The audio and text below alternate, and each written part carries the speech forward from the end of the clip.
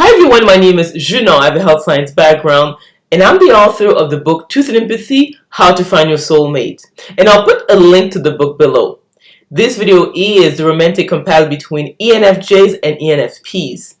Obviously what they both have in common is that they are intuitive feelers, which means that when they're gathering data, they don't focus so much on the five senses, but they use their intuition. So they get more of a download of information. And that is related to how their brains are wired. So as intuitives, they have slower brain waves than sensors, which means that the ENFJ has a slow alpha brainwave dominance, which is around 7 cycles per second, whereas the ENFP has an alpha brain dominance, so it's around 10 cycles per second. So in other words, they will understand each other on that level. So the theme of their lives as intuitive feelers is meaning and spirituality. So these are people who come from the heart, they are right brain dominant, and also is that they have good energy. So interesting is that even if an intuitive is officially an extrovert, but because of the fact they have one of the best energies, they need to either be alone or with a few close friends and family members to feel energized. So they both will understand each other in terms of their need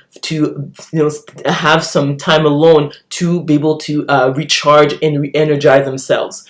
The other point is that because of the fact that they are a right brain dominant, they are the type of individual who thrive in an harmonious sort of environment. So they want to get along. They're the type of people who want to feel loved and to love others. So you'll see that in terms of their interaction. The other point also is that these are the type of people who tend to not want to confront one another, so they'll be gentle if they were to bring up some kind of an issue in the relationship. They will appreciate that with each other.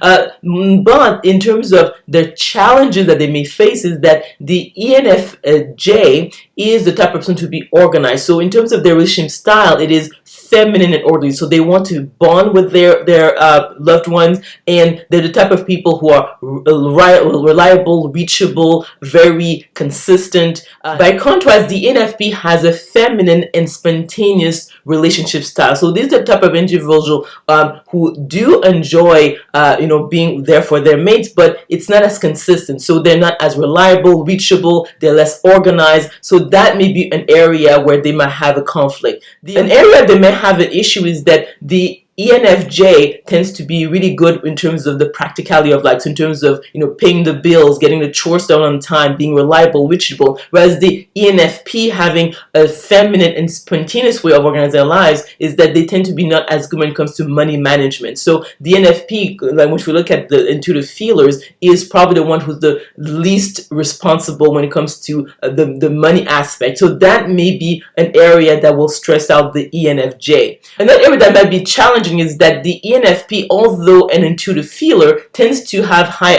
IQ and to like to explore these different topics when it comes to math and science, because this personality type has extrovert thinking as its third function. By contrast, the ENFJ has introvert thinking as its fourth function. So math and science is an area they don't feel comfortable in and they feel limited. So in terms of the subject they can discuss, they might be able to discuss subjects like in terms of, let's say, spirituality, relationships, anything that has to do with, let's say, the arts.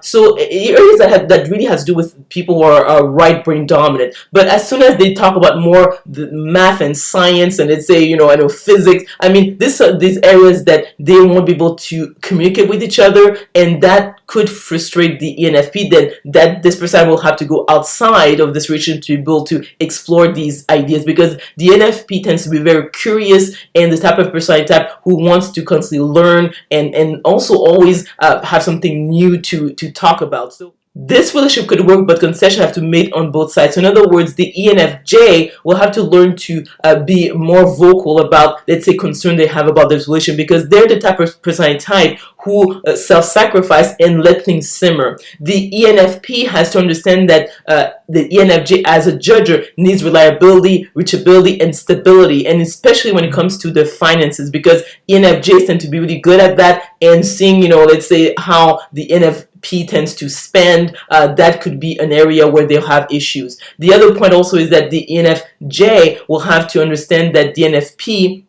needs to explore different types of topics, and especially when it comes to the math and science aspects, is that maybe be more curious about it, or accept the fact that this personality will have to go outside the relationship to actually meet those needs. So I think that there is good potential in terms of this relationship, but adjustments will have to be made so that both individuals have their needs met. So let me know if you agree or disagree with this romantic compatibility analysis by commenting below. If you enjoyed this video, if you learned something, please click on the like button, subscribe to my channel, and we will talk soon.